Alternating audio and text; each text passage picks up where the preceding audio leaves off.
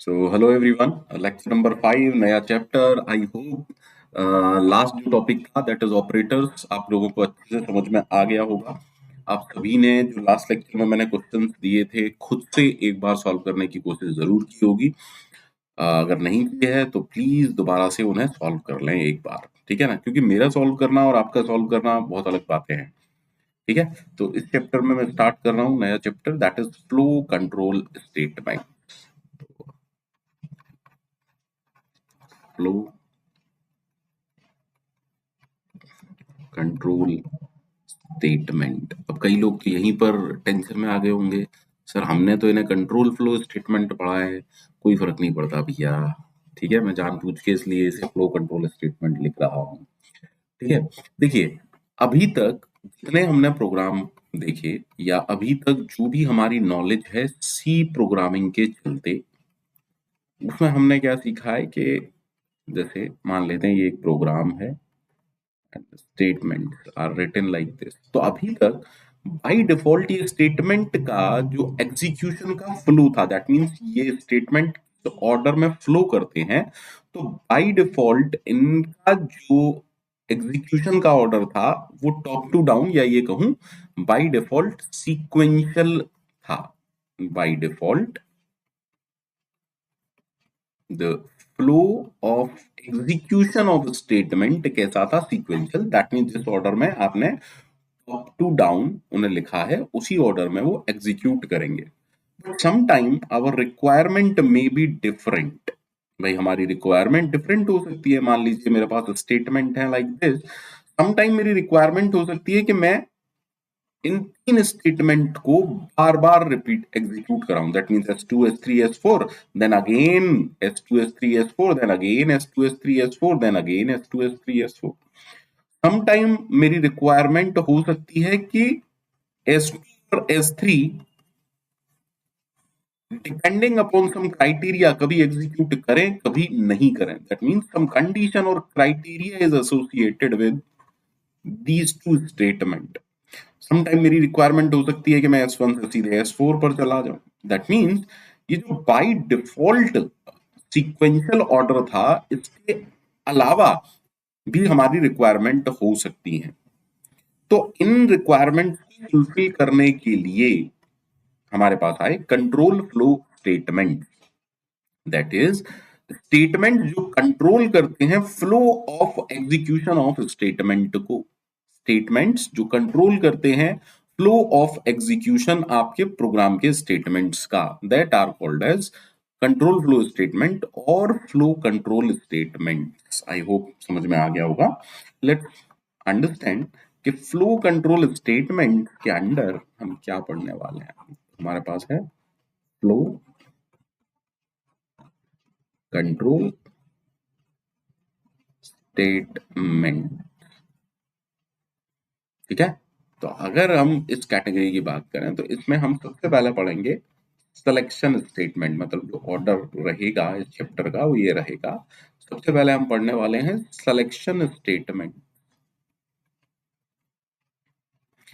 इस particular topic में हम क्या पढ़ने वाले हैं, if else, if else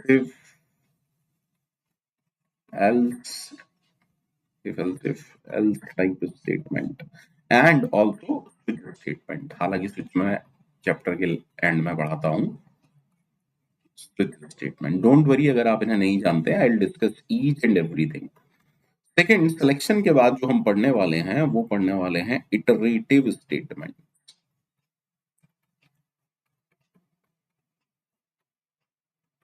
okay, iterative statement में हम क्या पढ़ेंगे, इटरेटिव स्टेटमेंट में हम लूप पढ़ेंगे. यहां हम पढ़ेंगे for loop, while loop and do while loop. ठीक है, देन हम पढ़ेंगे जंप स्टेटमेंट.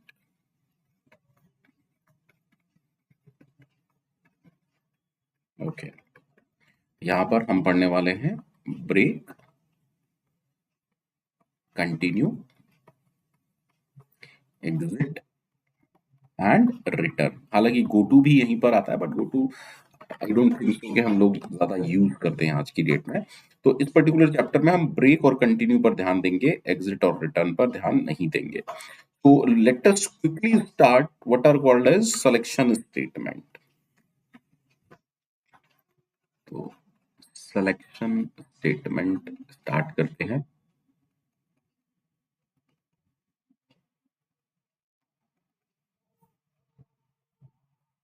ठीक है, सिलेक्शन स्टेटमेंट में सबसे पहले हम जो पढ़ने वाले हैं वो है if. Please try to understand. अब मैं क्या कह रहा हूं, अभी तक जो हमने देखा, मान लीजिए मैंने कुछ ऐसा लिखा है, include then void main and I started like writing s1 s2 s3 s4।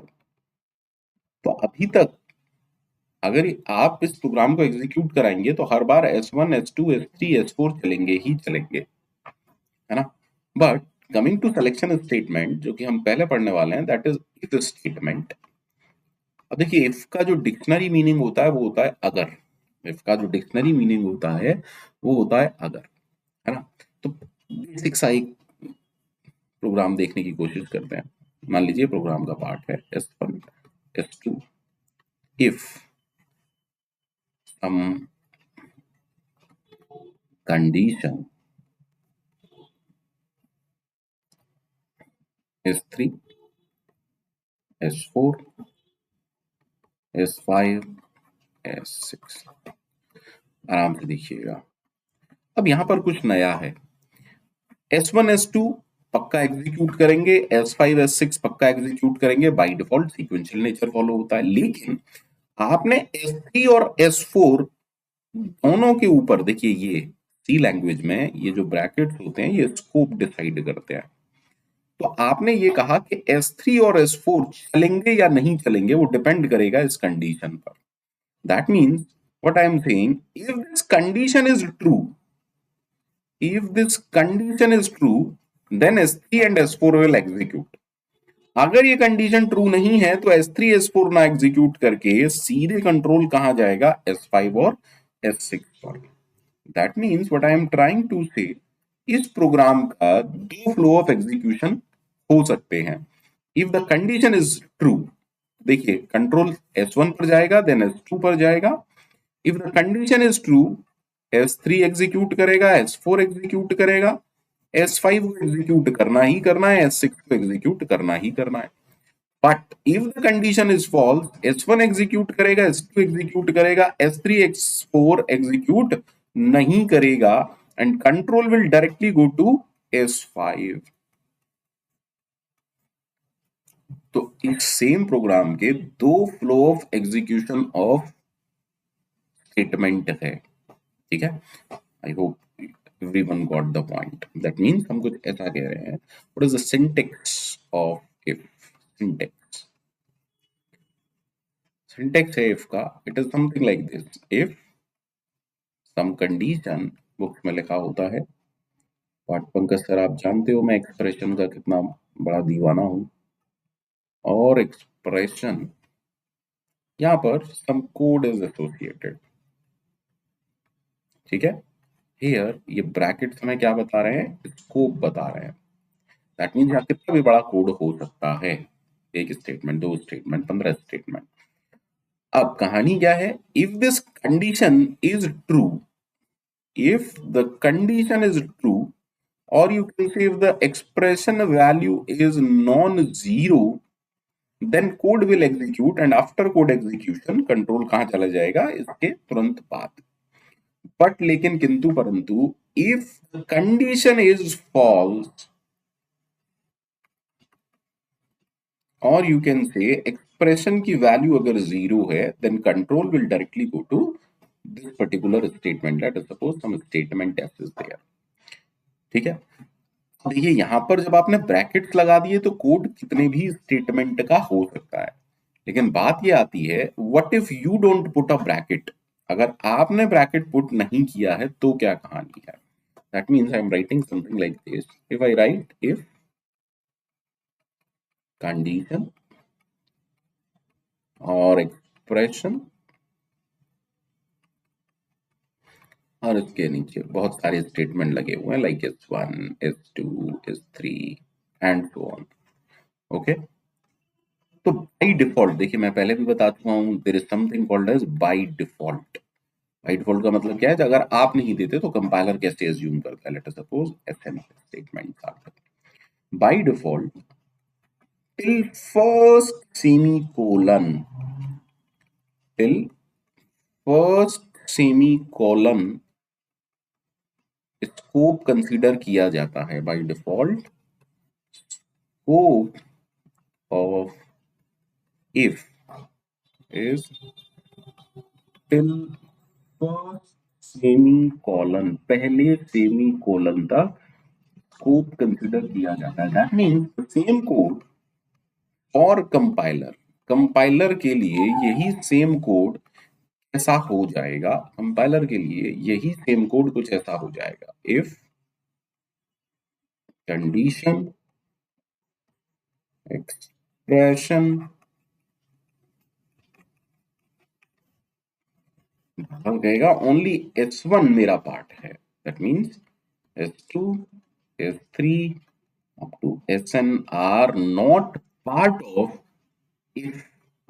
ठीक है, आई होप सबको अच्छे से समझ में आया होगा। Let's understand. मान लीजिए मैंने कहा hash include stdio.h, then I am writing void main, and I write like printf 1, then I am writing if 20 less than 100, printf 2, printf 30, printf 0।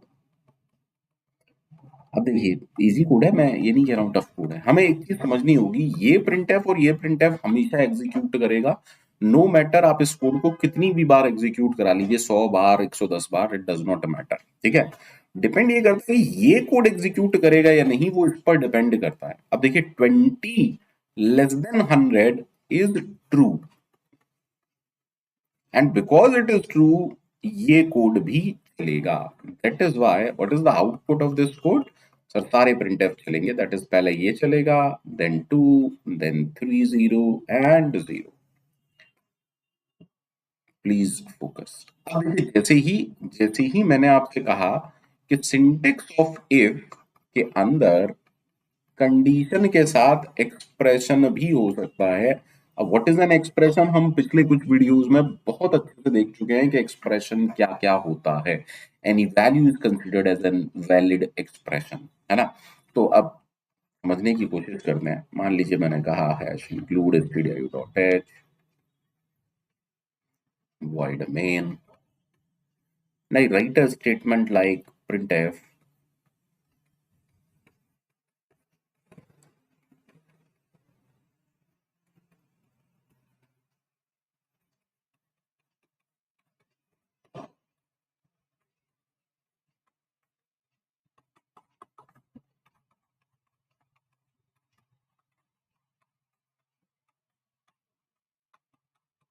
मैंने एक स्टेटमेंट लिखा लाइक दिस।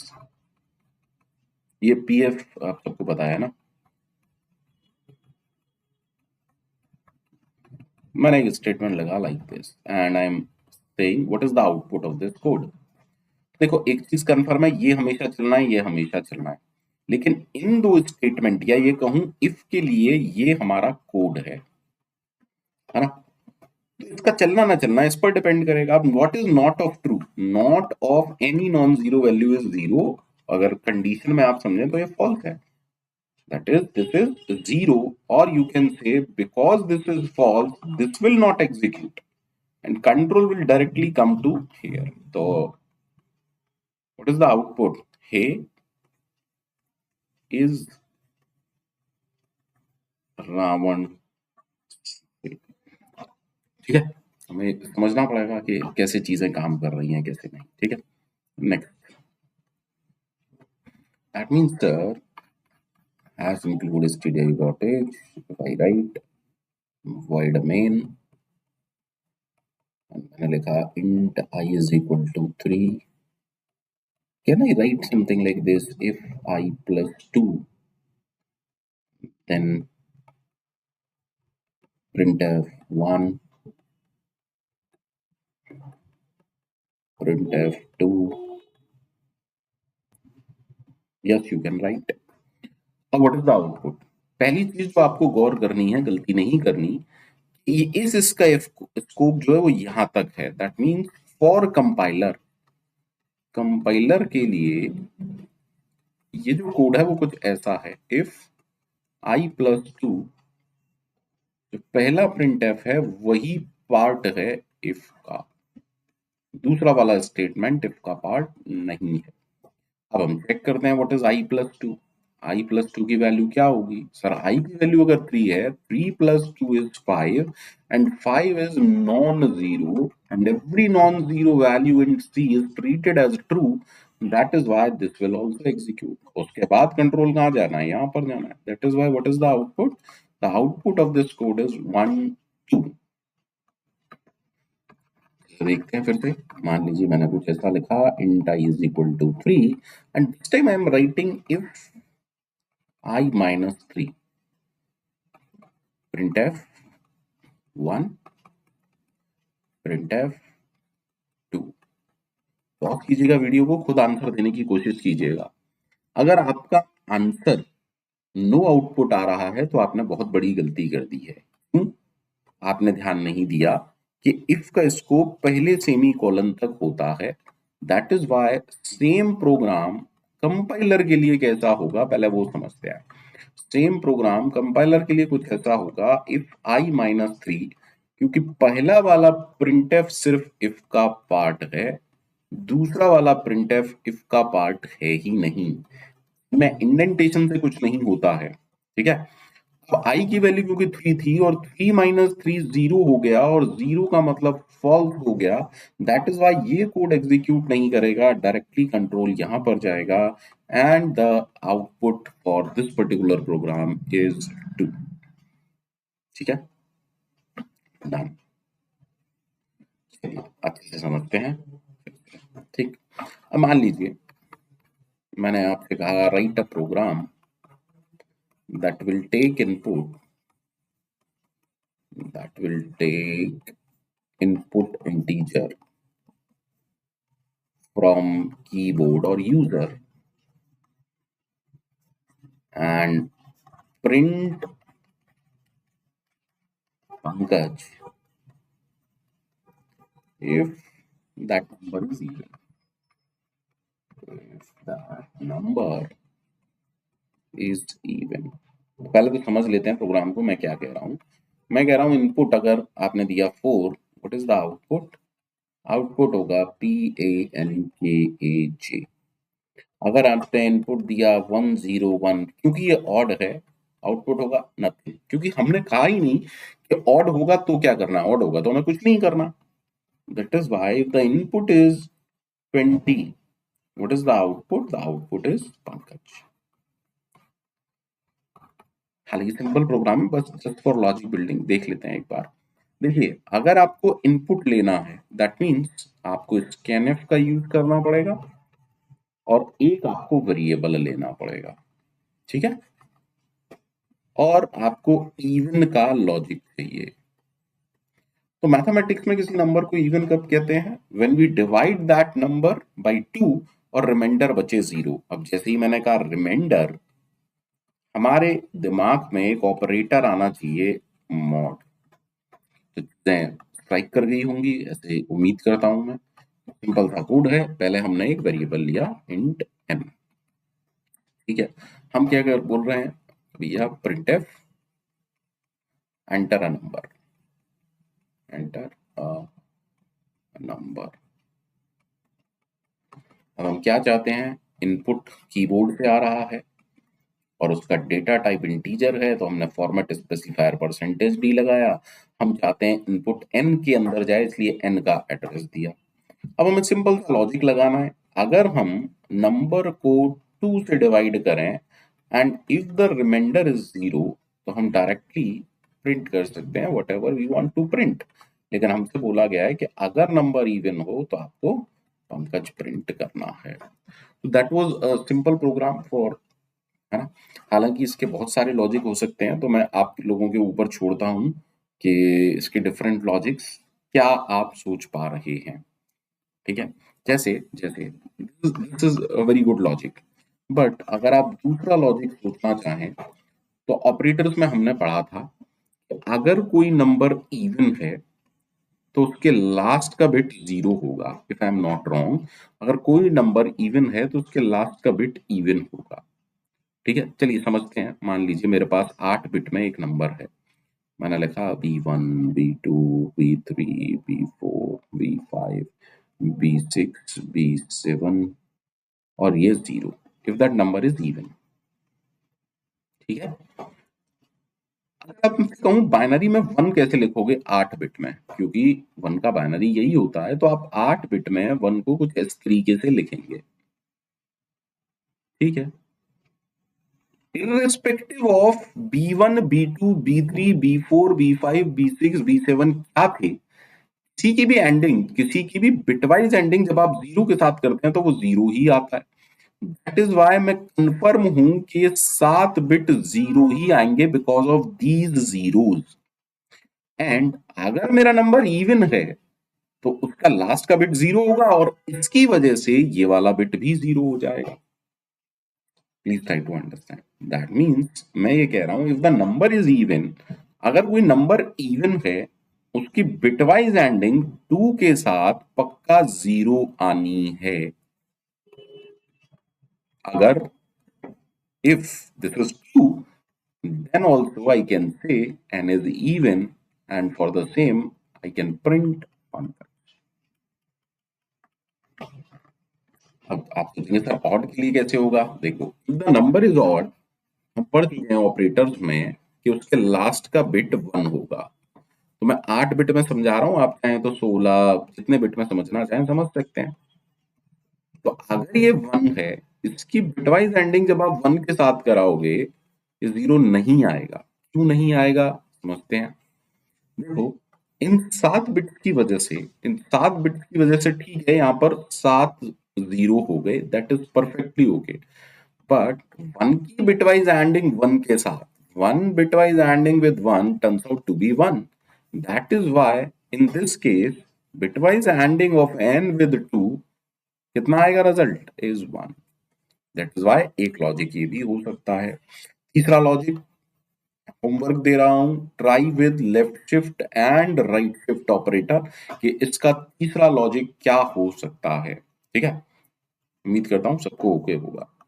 ठीक है, दैट मीन्स अभी हमने जो देखा वो ये सोचने की बस कोशिश करिएगा इफ दिस इज वैलिड और नॉट। यहाँ एक कोड है, मैंने कहा if 2 + 3 × 5 whether it is valid और नॉट। मैंने कहा if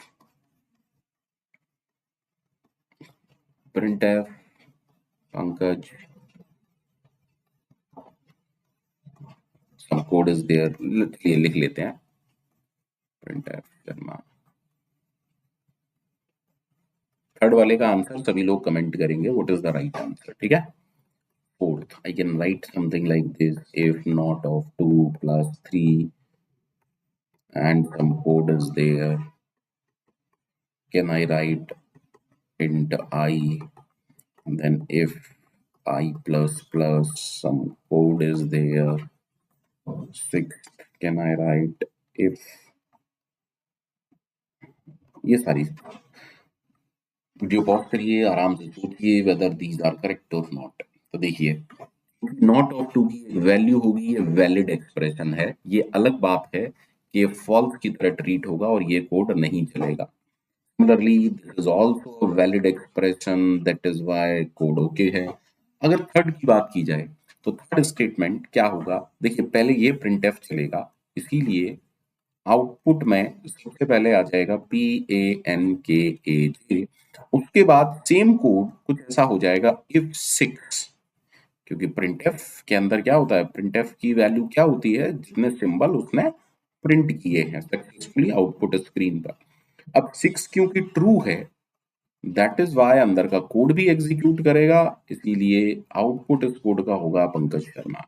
of course code valid है, अगेन क्योंकि ये एक्सप्रेशन है कोड वैलिड है, अगेन वैलिड है, बट यहां पर आपके उड़ के लात पड़ेगी। क्यों पड़ेगी? बिकॉज एक्सप्रेशन इज मैंडेटरी, यहां एक्सप्रेशन देना मैंडेटरी है, ये ऑप्शनल नहीं है। तो अगर आप ऐसा करेंगे तो उड़ के लात पड़ेगी। ऑप्शंस आप जानते हैं, विद्युत जामवाल भैया, टाइगर श्रॉफ भैया, अक्षय कुमार भैया, या कमजोर ओल्ड पंकज शर्मा सर। तो मेरे हिसाब से आपका आंसर ऑप्शन डी ही होना चाहिए। ठीक है, आई होप इफ यहाँ तक मेरे ख्याल से ओके है, इससे ज्यादा पढ़ने की बहुत ज्यादा जरूरत नहीं है। Then let's consider if else statement. अब before I consider if else statement, मैं अगर आपसे पूछूं एल्स का डिक्शनरी मीनिंग क्या होता है, तो मेरे हिसाब से एल्स का डिक्शनरी मीनिंग होता है अदरवाइज। जैसे हम लाइफ में कहते हैं नहीं, प्लान ए प्लान बी। अब प्लान बी कब होगा? जब प्लान ए फॉल फेल होगा, प्लान ए जब फेल होगा। सी, अभी तक हम क्या कह रहे थे? If some condition or expression is there, some code is there। अभी तक की कहानी ये थी कि इफ दिस इज ट्रू, अगर ये ट्रू है तो ये कोड चलेगा, अदरवाइज ये नहीं चलेगा, है ना? ठीक है, दैट मीन्स कहानी सिर्फ एक कोड की थी। बट बेसिक जो सिलेक्शन होता है लाइफ में, अगर आप सिलेक्शन की बात करें तो सिलेक्शन का बेसिक मीनिंग होता है जब मेरे पास चॉइसेस होंगी तभी तो सिलेक्ट करूंगा, है ना? इधर पंकज सर और एक्स वाई जेड सर, ठीक है, इधर सी प्रोग्रामिंग और सम अदर सब्जेक्ट। जब मेरे पास चॉइसेस होंगी तभी तो सिलेक्शन का मतलब उठता है। नाउ इसके साथ हम एक एल्स ब्लॉक एसोसिएट कर दे रहे हैं, like this, if some condition और expression, some code is there, else some code is there। तो actually what we are saying, अगर ये कंडीशन ट्रू है या ये कहूं ये एक्सप्रेशन की वैल्यू नॉन जीरो है, then code one will execute and control आपको डायरेक्टली यहां पर ले आएगा। Okay, but if this is false, directly code two execute करेगा। That means what we are saying, either code one और code two will execute, either code one, either code one और code two will execute, मतलब इनमें से एक ही execute करेगा, exactly one of them. ठीक है, सॉरी इधर का शायद आपको दिख नहीं रहा होगा, माफी चाहता हूं। तो इतना समझ में तो हमारी आ ही रहा होगा कि exactly one of them will execute, इनमें से सिर्फ एक एग्जीक्यूट करेगा। ऐसा नहीं होगा कि दोनों एग्जीक्यूट कर जाए और ऐसा भी नहीं होगा कि एक भी एग्जीक्यूट ना करे। ठीक है, तो बेसिक मीनिंग आप समझिए, जब मैंने ये लिखा दैट इफ कंडीशन और expression, I am writing code else code 2। तो कैन आई से एल्स का मीनिंग है we associate an alternative block of code, we associate an alternative block of code with if block.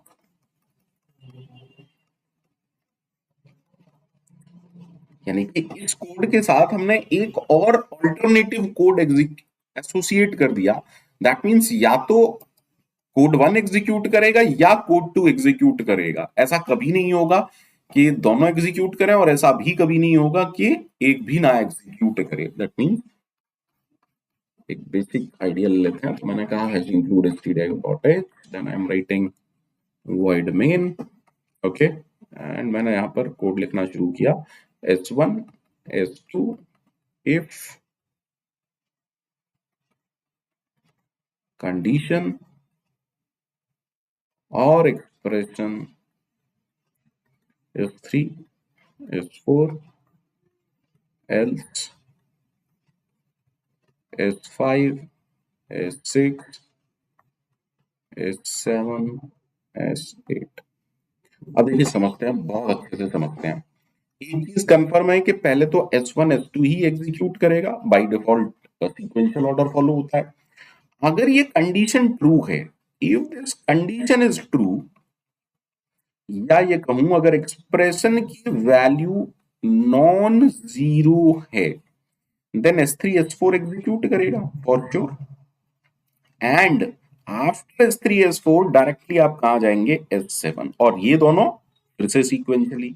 That means if the condition is true, if you consider, अगर मैं कह रहा हूं if the condition is true, the flow of execution होगा S1 S2, then आपने S3 execute होगा, then S4 execute होगा, after that S7, and then you will go to S8। But लेकिन किंतु परंतु भाई दूसरा भी फ्लो ऑफ एग्जीक्यूशन होगा, और वो क्या होगा, S1 S2 एग्जीक्यूट किया, if this is false, control directly कहां जाएगा, एल्स वाले पर। ठीक है, फॉल्स, या ये कहें एक्सप्रेशन की वैल्यू जीरो है। And then after execution of S6, control फिर से आएगा S7, एंड कंट्रोल इस तरीके से एग्जीक्यूट करेगा। That means if the condition is false, देखिए S1 S2 हर बार एग्जीक्यूट करेगा, लेकिन इस बार S3 S4 नहीं करेगा, S5 S6 करेगा, S7 S8 भी हर बार एग्जीक्यूट करेगा, because we didn't put condition on S7 S8 और S1 S2, इनको हमने इफ या एल्स में नहीं रखा है। ठीक है, आई होप सबको अच्छे से समझ में आ रही होंगी चीजें। चलिए आराम से देखते हैं। मान लीजिए मैं आपसे बोलता हूं कि if not of 2, printf 1, else printf 2, printf 3। अब सारे लोग जानते हो that's a easy code to solve. Not of 2 false है, क्योंकि ये फॉल्स है एल्स का कोड सीधे एग्जीक्यूट करेगा, और देखिए ये हमेशा ही एग्जीक्यूट करना है, दैट इज व्हाई आउटपुट क्या है इस प्रोग्राम का, आउटपुट है 2 3। मान लीजिए मैं कहता हूं if 2 + 3 printf, hello printf hi, else printf 1, printf 2। Video pause कीजिए और आराम से जवाब दीजिए। अगर आपका आंसर हेलो और हाय है तो आपका आंसर गलत है। जी हाँ, आपका आंसर गलत है अगर आपका आंसर हेलो हाय है। क्यों सर? क्योंकि आपने ब्रैकेट नहीं लगाए। इसका स्कोप होगा till this, that is why compiler के लिए सेम कोड होगा, if 2 + 3 printf hello, and then ये printf हाय, और अब लगा एल्स, और एल्स के लिए भी पहले सेमी कोलन तक, एंड देन printf 2। अगर आप सोच रहे हैं कि ये प्रोग्राम वैलिड है तो आप बहुत गलत सोच रहे हैं, और आपने अभी तक कोई लॉजिक नहीं बनाया। देखिए ये जो printf है ना, ये इफ खत्म और एल्स शुरू के बीच में है, तेरे मेरे बीच में कैसा है ये printf अनजाना। अगर आप ये कह रहे हो ये वैलिड है, दैट मीन्स आप ये कह रहे हो कि इफ लिखा और उसके बाद भी बड़ा प्रोग्राम लिखा, उसके बाद एल्स, दैट मीन्स आप ये भी कह रहे हो कि ये भी वैलिड है वॉइड मेन, और आप डायरेक्टली लिख रहे हो एल्स। प्लान ए कोई है ही नहीं, डायरेक्टली प्लान बी नहीं सर, दैट मीन्स एल्स तो इफ के साथ होता है ना। अब साथ का मतलब क्या है भाई, जहां इफ का स्कोप खत्म हुआ वहीं से एल्स शुरू होना चाहिए, तभी तो वो साथ में है, अदरवाइज तो दिक्कत है। That is why else without if, compiler के लिए ये एल्स कैसा होगा, एल्स विदाउट इफ, इसलिए क्या होगा, एरर। और आप सबको पता है क्या फील करेंगे आप, उड़ के लात पड़ेगी किसकी तरह, वो सब आप जानते हो, option A B C D choose कर लीजिएगा, whatever you want to choose. ठीक है, तो जहां पर इफ का स्कोप खत्म होगा वहीं पर एल्स का स्कोप शुरू होगा। उम्मीद करता हूं इतना पार्ट सबको ओके है। चलिए, अब इफ एल्स हमने समझ लिया, इफ एल्स हमने समझ लिया, एक तरीके से हमने समझ लिया। ठीक है, अब एक सिंपल सा प्रोग्राम समझते हैं। मैं कहूँ राइट अ प्रोग्राम, तो एक इनपुट, इनपुट क्या है, integer from user, and if the number is even, if the number is even, then print Pankaj, otherwise, अब देखिए मैंने खुद लिख दिया अदरवाइज प्रिंट नीरज। नीरज मेरे बड़े भाई साहब का नाम है, उनके ऑफिस से ही आजकल क्लास ले रहा हूं। ठीक है, अब सिंपल सा लॉजिक है, सेम बिल्कुल जैसे हमने इवन का लिया था। हम क्या करेंगे sir, you will take a number, then user से, यूजर को आप एक मैसेज प्रिंट करेंगे, एंटर अ नंबर। सही है, यस। देन स्कैनएफ, ये एसएफ स्कैनएफ है, percentage D M percent of N. अब सिंपल सा हमारा लॉजिक है कि अगर नंबर इवन है तो नंबर इवन चेक करने का सिंपल सा लॉजिक ये है ना, then you can print Pankaj. अगर इवन नहीं है, अरे तो ऑड होगा, और क्या होगा अगर इंटीजर्स की बात करना है। ठीक है, that means can I directly put a else, yes. देखिए एल्स का मतलब अदरवाइज है, इसीलिए उसके साथ कोई कंडीशन नहीं है, उसके साथ में कोई कंडीशन नहीं है, दैट इज वाई। ठीक है, अब आराम से समझते हैं, बहुत अच्छे से समझते हैं। अब हमारे पास नेक्स्ट, दैट मीन्स अभी तक दिमाग के हिसाब से कुछ ऐसा लग रहा है कि यार दो केस टाइप के हैं तो इफ और एल्स को हम यूज कर सकते हैं। अगर दो केस टाइप के हैं तो हम इफ और एल्स को यूज कर सकते हैं, है ना। आराम से समझने की कोशिश कीजिएगा, ठीक। लेकिन अब थोड़ा सा आगे बढ़ते हैं और समझते हैं। मान लीजिए मैं एक प्रोग्राम आपको लिखने की कोशिश करवाता हूँ और मैं कह रहा हूँ write a program to take input integer from keyboard और यूजर, है ना, and if the number is greater than zero, if the number is greater than zero, तो आपको प्रिंट करना है आपके प्रोग्राम को positive. If the number is smaller than zero, then your program should print negative। ठीक है, and if the number is zero, then your program should print a zero। ठीक है, क्या हुआ, देखिए ये सिर्फ समझाने के लिए मैं ऐसा लिख रहा हूँ, बाद में चीजें और ओके हो जाएंगी। अब क्या हुआ, हमें लग रहा है कि यार ये तो तीन कंडीशन टाइप की हो गई, ग्रेटर देन जीरो है तो ये करना है ना। अब हम एल्स में दोनों को तो नहीं लगा सकते ना, अभी के लिए एज अ बिगिनर, अभी के लिए ऐसा सोचो कि हम एल्स में तो एक ही कंडीशन लिख रहे थे। ठीक है, दैट मीन्स लेट्स अंडरस्टैंड। मान लीजिए मैंने वही सब काम किया, एन के अंदर मेरा नंबर है, तो सबसे पहला काम तो मैंने ठीक है ये कह दिया if N is greater than zero, तो मैंने प्रिंट कर दिया, I printed it like this, print f positive. ठीक है, ये मेरी समझ में आ गया कि मैंने लिख दिया प्रिंट एफ पॉजिटिव। मैं एल्स नहीं लगा सकता, बिकॉज एल्स का मतलब है आप कंडीशन नहीं लगा रहे, लेकिन हमारे पास तो अभी दो कंडीशन लेफ्ट है ना। If N is less than zero तो मुझे प्रिंट करना है नेगेटिव,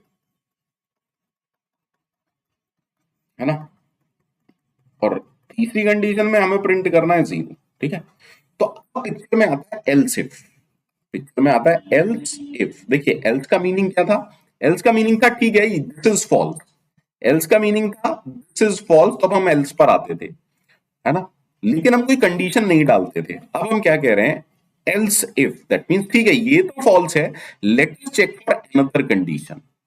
भाई अनदर कंडीशन कब चेक करोगे, जब ऊपर वाली फॉल्स है। हम कह रहे हैं else if n is less than 0, if this condition is true, then I am saying printf negative, ठीक है। And now I am putting else, ये एल्स कब आएगा, if this is false then हमारे पास एक ही कंडीशन लेफ्ट है, print 0। Please understand what I am trying to से।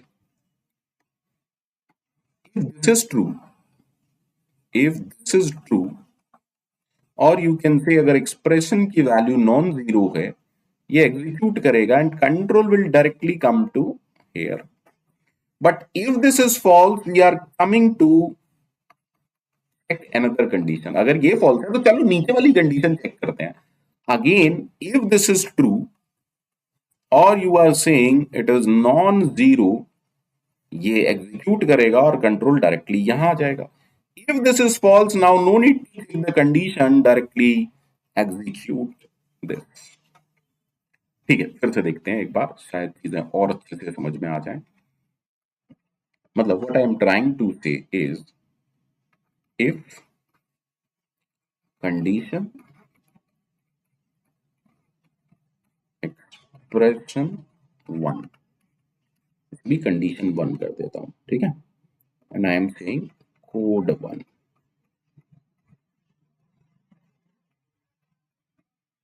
else if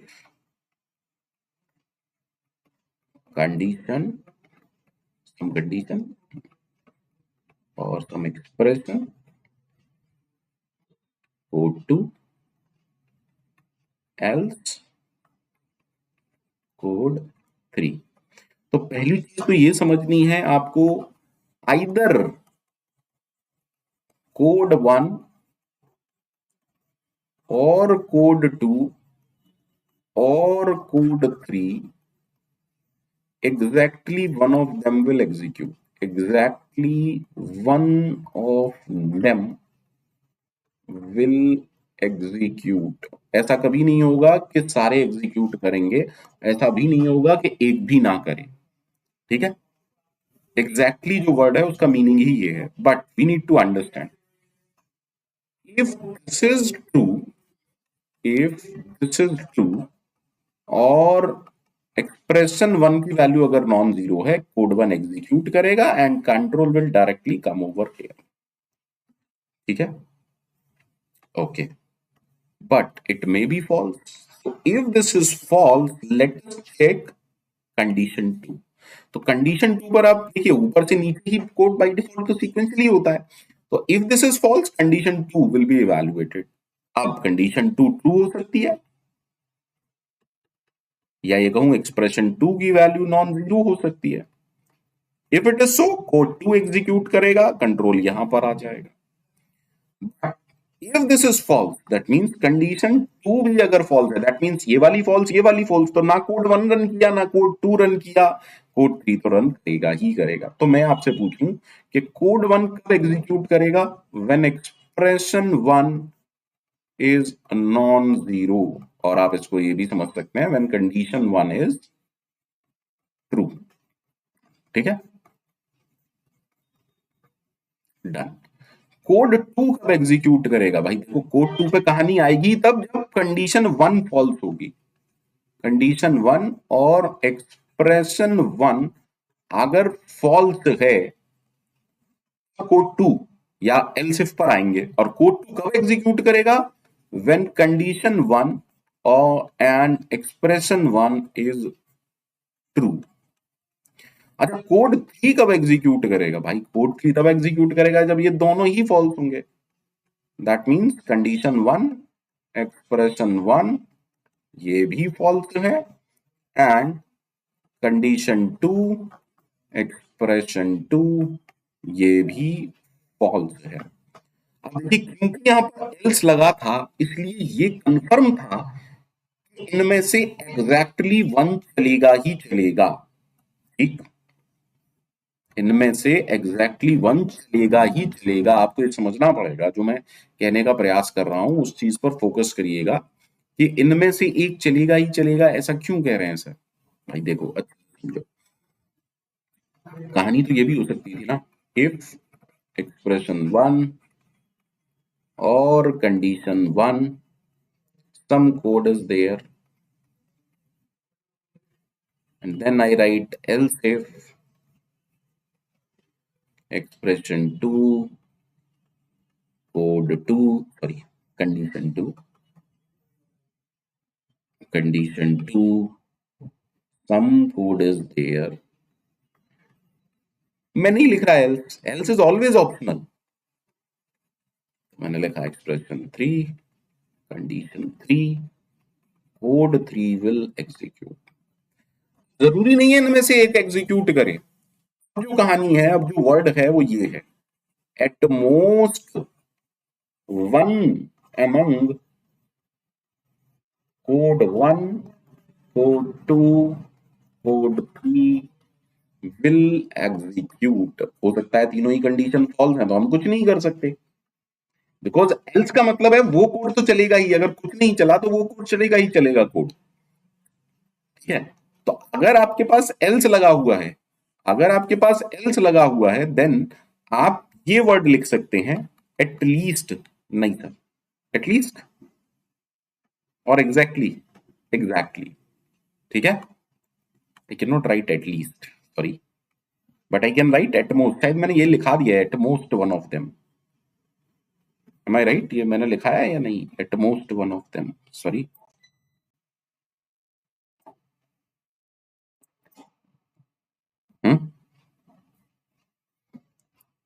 तो आई होप इतना पार्ट सभी लोगों को एकदम मक्खन की तरह क्लियर होगा। ठीक है, आई होप लिखा है मैंने eight most one of them, नहीं लिखा है, सॉरी। लिख लीजिएगा यहाँ पर कहीं पर, eight most one of them will execute. यहाँ पर क्या है? एग्जैक्टली। यहाँ पर क्या है? एग्जैक्टली।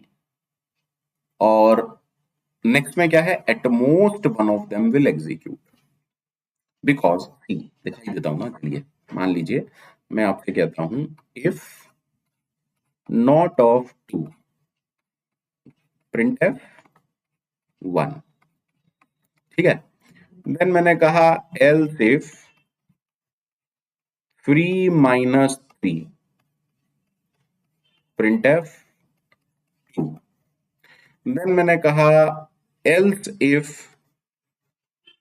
4 + 2 - 6 print F 3। भाई कोई कंडीशन ट्रू हो तब तो चले ना code.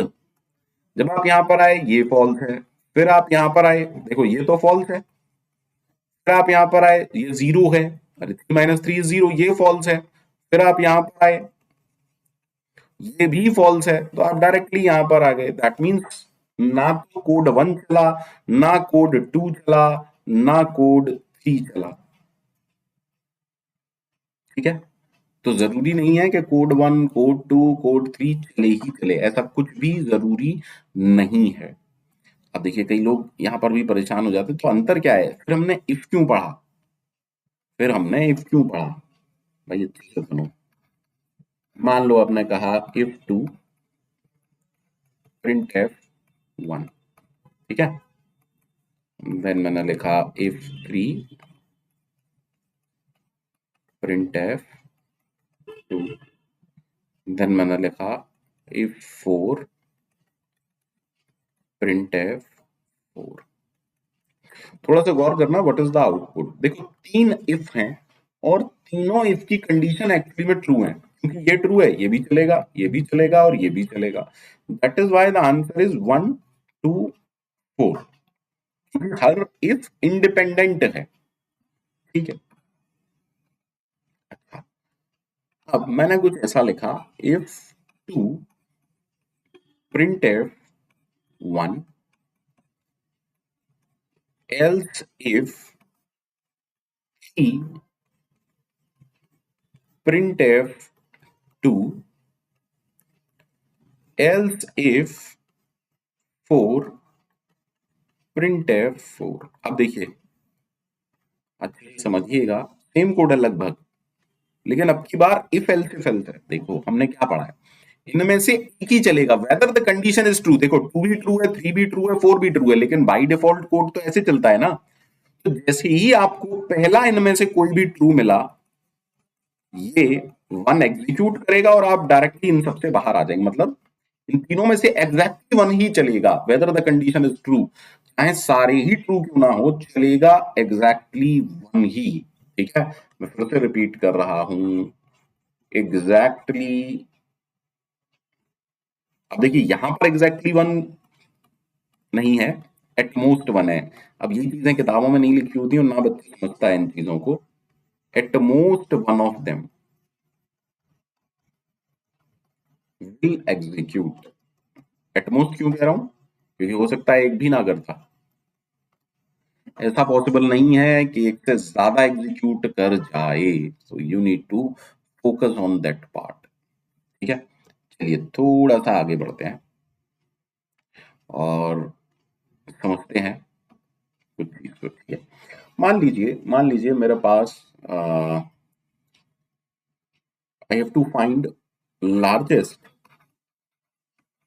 Among two distinct numbers. Two distinct numbers में से मुझे लार्जेस्ट फाइंड आउट करना है। हाँ, तो एक तो कोड सिंपल सा है कि मैं, मान लीजिए मेरे पास नंबर जो है वो ए बी और एक वेरिएबल मैंने मैक्स नाम का लिया, फिर मैं प्रिंट एफ स्कैनफ करूंगा। देखिए सिंपल सा काम पहले करते हैं, अगर ए बी से बड़ा है, मुझे पता चल गया कि इन दोनों में लार्जेस्ट कौन है, ए लार्जेस्ट है। अगर ऐसा नहीं है तो मुझे पता चल गया कि बी लार्जेस्ट है। Am I right? And after if else, I can directly print the largest number as percentage d comma max। उम्मीद करता हूं उसको ओके होगा। बट सर ये सेम काम मैं ऐसे भी तो कर सकता था। I can directly write max is equal to A greater than B if this is true. देखिए याद करिएगा, if this is true my answer is A, otherwise my answer is B. भाई हम यही तो कह रहे हैं, conditional operator, ternary operator, conditional operator if else का शॉर्ट हैंड है। If this is true my answer is A and A will be stored in max. If this is false that means B is the largest. ठीक है, I hope that part is okay. चलिए आप थोड़ा सा आगे बढ़ते हैं and I will say let us try to find largest among three distinct number। largest among three distinct number से हमारा मतलब इंटीजर फ्लोट कुछ भी ले सकते हैं। ठीक है, ए बी सी। तो एक नेव जो बच्चा है, मतलब बिगिनर जो बच्चा है, वो इसको कैसे ट्रीट करेगा? प्लीज अभी ये सोचिएगा कि हम कुछ नहीं जानते, एक बिगिनर बच्चे के हिसाब से हम सोचना चाह रहे हैं कि वो कैसे सोचेगा। Let's understand. तो वो कहेगा कि यार सिंपल सा मैथ है, अगर ए बी से बड़ा है एंड ए सी से भी बड़ा है तो हम कह सकते हैं कि ए इज लार्जेस्ट, है ना? That is why percentage D is largest. ठीक है, सिंपल, मतलब बहुत ही बिगिनर बच्चा है, उसे बहुत ज्यादा एल्गोरिथम, डेटा स्ट्रक्चर, कंपैरिजन ये सब नहीं पता है। फिर वो कहेगा कि यार वो तो बी भी बढ़ा सकता है ना, तो अगर बी ए से बड़ा है एंड बी सी से भी बड़ा है तो भैया बी सबसे बड़ा है, इसलिए हमने लिख दिया print F percentage D is largest comma B. अब वो चीज भी बढ़ा सकता है तो हमने लिखा c greater than a and c greater than b, then print F percentage D is largest comma c. अब समझो इस प्रोग्राम में कोई गलती नहीं है, बढ़िया है, एकदम करेक्ट प्रोग्राम है, लॉजिक भी ठीक है ना? But if I consider A as 30, B as 20 and C as 10। देखिए हो क्या रहा है, थोड़ा सा समझने का प्रयास करेंगे। अगर A B से बड़ा है और A C से भी बड़ा है, दैट मीन्स हमें यहां पर ही पता चल गया ना कि A बड़ा है। उसके बावजूद ये कंपैरिजन होगा, ये कंपैरिजन होगा, ये होगा, ये होगा, that means it is unnecessary वाला काम ना। ये तो अननेसेसरी वाला काम हो रहा है ना भाई। जब मुझे यहीं पर पता चल गया कि ए लार्जेस्ट है, then why I am checking this all. मैं ये 1 2 3 4 कंपैरिजन क्यों कर रहा हूं? उम्मीद करता हूं सबको थोड़ा सा दिमाग में जरूर गया होगा। तो इसका एक बेहतर लॉजिक समझने की कोशिश करते हैं। हमने कहा if a is greater than b and a is greater than c, तो मुझे पता चल गया कि ए लार्जेस्ट है। तो मैंने लिख दिया print F percentage D, sorry, is largest, ठीक है, कॉमा ए। मुझे एक बात बताओ, if I put a else, what does that mean? Else का मतलब है ये फॉल्स है। अगर ये फॉल्स है तभी तो आप यहां पर आ रहे हैं। इसके फॉल्स का मतलब क्या है? आई डोंट नो कि सी या बी, बट मुझे इतना पता है that A is not the largest. If this is false, इतना कंफर्म है that A is not the largest, और कहानी या जंग सिर्फ बी और सी की है, ठीक है। दैट मीन्स नाउ हमारा आंसर आइदर बी और सी विल बी लार्जेस्ट। लेकिन दो नंबर्स के बीच में लार्जेस्ट फाइंड आउट करना तो हमें आता है। आता है या नहीं आता? बिल्कुल आता है sir. Now inside this else can I check if B greater than C, then we are saying percentage D is largest, comma B.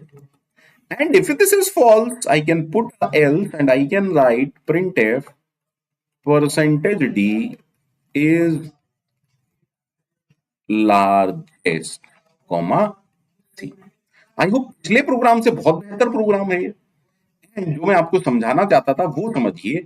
Else के अंदर फिर से एक इफ एल्स है। कुछ भी हो सकता है, दैट मींस इफ के अंदर एल्स इफ हो सकता है, इफ के अंदर इफ एल्स हो सकता है, if else if else if else if else हो सकता है। That is called as nesting, ठीक है। सो अभी के लिए अगर मैं आपको समझाना चाहूं तो हमने कुछ ऐसा पढ़ लिया है, इफ, एक्सप्रेशन और कंडीशन, ठीक, ओके। इफ अकेला हो सकता है, इफ, कंडीशन, एक्सप्रेशन, इफ के साथ एल्स हो सकता है, ठीक है। Then if, condition, expression, else if, condition, expression, और एक और एल्स इफ हो सकता है, दो हो सकते हैं। दैट मीन्स कितने भी एल्स इफ हो सकते हैं। और एल्स का होना जरूरी नहीं है, एल्स हो भी सकता है और नहीं भी हो सकता। That means if, condition, expression, then we have else if, condition, expression, then else if, condition, expression, and I can have a else। Else वाले केस में एक चीज कंफर्म है, एक कोड जरूर चलेगा। अगर एल्स नहीं है, एट मोस्ट एक कोड चलेगा। तो else is always optional, if के साथ भी और एल्सिफ वालों के साथ भी एल्स इज ऑलवेज ऑप्शनल, ठीक है। तो उम्मीद करता हूं आज का लेक्चर सभी बच्चों को बेहतरीन रूप से समझ में जरूर आया होगा, ठीक है। चलिए थोड़ा सा और चीजें देख लेते हैं। आपने कहा largest among three distinct number, largest among three distinct number। तो हम कुछ काम और भी कर सकते थे। मान लीजिए मेरे पास नंबर है ए बी सी, वही काम जो हमने टर्नरी ऑपरेटर को यूज करना सीखा। अगर मैं एक नंबर पर फोकस करूं तो कैन आई से अगर ए बी से बड़ा है एंड ए सी से भी बड़ा है, if this is true my answer is A. Please try to understand. If this is true, my answer is A. But what if this is false? If this is false, confirm either B or C will be the largest. तो अब हम यहाँ पर दो numbers के बीच में largest find out कर रहे हैं, उसको भी हम आराम से कर सकते हैं। If B is greater than C, if this is true, my answer is B. Otherwise, my answer is C. And I am putting the result in a variable named max. ये पैरेंथेसिस लगाना जरूरी नहीं है, but मैंने समझाने के लिए बस आपको बता दिया है। सिमिलरली अगर कोई मेरे से कहता है कि यार largest among four distinct integer बताओ, largest among four distinct numbers a B C d, ठीक है, सेम फंडा अपनाऊंगा। एक काम करता हूं, तो मैंने कहा अगर ए बी से बड़ा है एंड ए सी से बड़ा है एंड ए बी से भी बड़ा है, सॉरी ए बी से पहले ही हो गया, एंड ए डी से भी बड़ा है, that means if this is true can I say a is the largest. If not let us focus on b C d. देखिए अगर ये फॉल्स है, if this is false I know that my answer is either b c और d. अब 3 number में largest हमने ऊपर check किया था, तो अब पहले बी पर काम कर लेते हैं। Now I am saying if B is greater than C and B is greater than D, if this is true my answer is B, but if this is false either C or D will be my answer. So let me compare C with D. If C is greater than D, then my answer is C, otherwise my answer is D. And if I put everything inside a variable named max, I'm done. ठीक है, तो ternary operator, if else, उम्मीद करता हूं आप सभी लोगों को इस लेक्चर में ढंग से समझ में आया होगा। Thank you very much. Comment जरूर किया कीजिए। देखिए क्रैश कोर्स इस चीज पर डिपेंड नहीं करता कि स्क्रीन पे ले रहे हैं या पेन टैब ले रहे हैं, कंटेंट इंपॉर्टेंट है और ईमानदारी से जवाब दीजिएगा। कंटेंट में कोई कमी हो तो ब्लंटली लिखिए। Bye bye, take care.